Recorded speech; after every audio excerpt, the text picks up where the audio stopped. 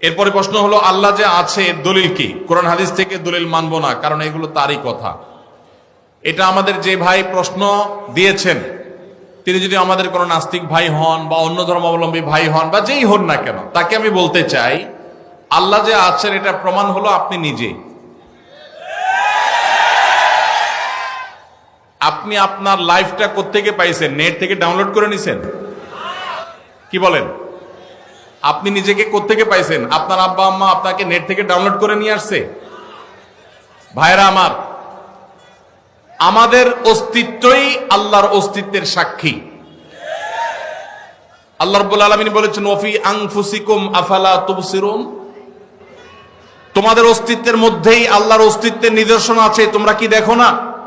ভাইরা আমার, আল্লাহর এই বিশাল সৃষ্টি জগৎ, এই মহা সৃষ্টি, এত বিশাল সৃষ্টি জগৎ দেখার পরও যদি কেউ স্রষ্টাকে বিশ্বাস করতে কষ্ট হয়, তাহলে তার মতো হতভাগা আর কে হতে পারে?